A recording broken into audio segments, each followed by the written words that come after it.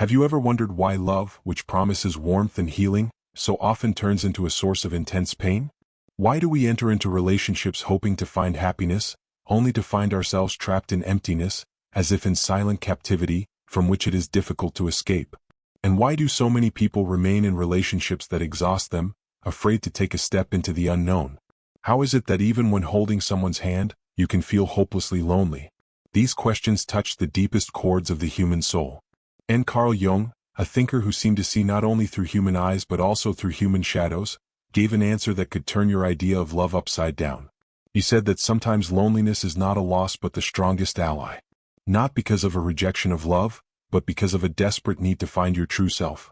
Jung warned that we too often look for not love in another person, but a cure for our own inner emptiness. From childhood, we are taught that happiness is only possible after we find our other half. Fairy tales, movies, and songs weave a dangerous idea into our consciousness. You are incomplete until you are complemented. But Jung shattered this illusion. Wholeness already lives within you. And you will find it only when you dare to look into yourself, not into the eyes of others.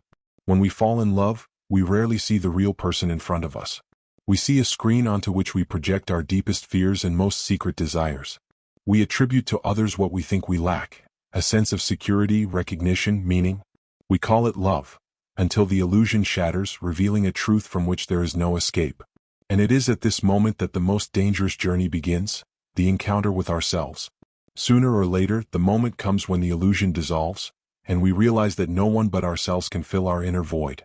And then we are faced with a choice: to look truth in the eye and take a step into the unknown, or to cling to relationships that have long since become chains, simply because we are afraid of the silence of loneliness. Most choose the latter. Hundreds, thousands of people wake up every day next to those they have long since stopped loving, and don't even admit it to themselves. There is no warmth between them, no growth, only habit and a paralyzing fear of being alone with their thoughts.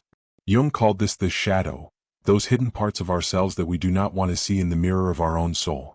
In love, this shadow takes the form of dependence, a painful need for control, jealousy, and a panic fear of being abandoned. The paradox is that the more we look for what we lack in another person, the more we get stuck in our own dissatisfaction. And this is no accident. We were taught this way. Society instilled the same formula into our consciousness. Lonely? Find someone. Feeling empty? Find someone. But no one said, learn to be whole even when you are alone. The irony is cruel. The more desperately we seek relationships to fill the void, the more often we attract those who are as incomplete as we are. And then, instead of love, we get a union of two voids, glued together by fear. Ask yourself now, do you really love the person next to you? Or are you just afraid of what will happen when you leave? If your answer is closer to fear, Jung was right. It is better to be alone than to live in a relationship that keeps you imprisoned. True love does not bind, it opens doors. It begins where there is no need for an owner, savior, or filler of emptiness. It is the choice of two free people to be together, not to hold on to each other so as not to fall. And the first step toward it is always the same. Stop looking for someone to complete you and find the person you already are inside. This is not about isolation. It's about returning home, to your true self. Carl Jung called this path individuation, the process by which a person becomes whole and stops living like a half-heart, forever searching for their other half. It's the moment when you no longer need someone else to feel complete. Be honest. Have you ever felt lonely even while holding someone's hand? Have you ever had the feeling that the person next to you is close, but at the same time a stranger? That the love you believed in was not real warmth, but only a reflection of your own needs? This is not a rare story. We often fall in love not with a person but with our own fantasy about them. Jung explained this phenomenon as psychological projection. We look at another person and see in them the parts of ourselves that we have hidden from our own view. Lacking confidence? We look for it in a partner instead of cultivating it within ourselves. Lacking love? We wait for it to be given to us instead of learning to give it to ourselves. But illusions have a tendency to shatter. And when the mirror breaks, we see the truth. The other person is not your savior, they only reflect your own shadows. This discovery is painful. At such moments, we tend to blame the other person. But are they really to blame? Didn't we ourselves create a scenario in which they had to play a role they could never fulfill? Jung taught that the main problem is not in our partner, but in our stubborn refusal to see ourselves.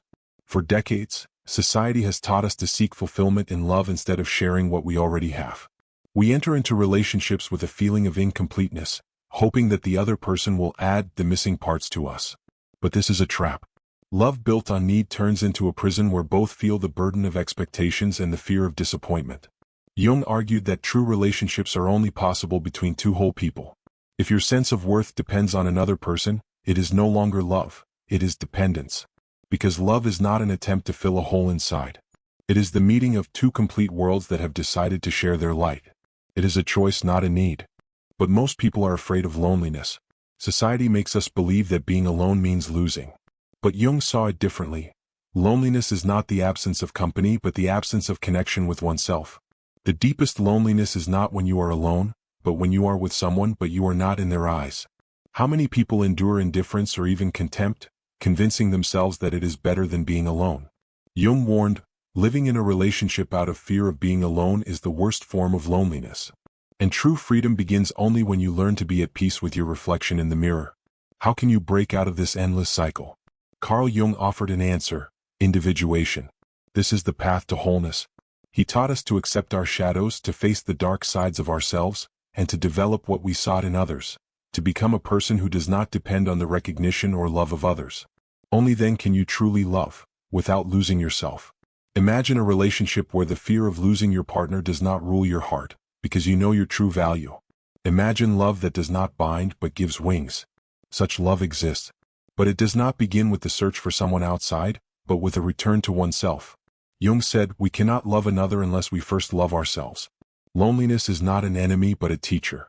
It invites you to look inside, to meet your shadows, to discover what you have been hiding for many years. This path will not be easy, it is a struggle and it is painful, but it is necessary. Because only those who have become whole on their own can build relationships that enrich the soul rather than destroy it. I apologize if there are any mistakes or repetitions in the text. I am still learning and the language of this channel is not my native language. The voiceover was done with the help of artificial intelligence, so I would be very grateful if you could point out any inaccuracies.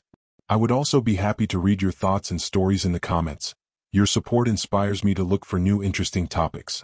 Don't forget to subscribe to the channel and click the bell so you don't miss any new insightful stories.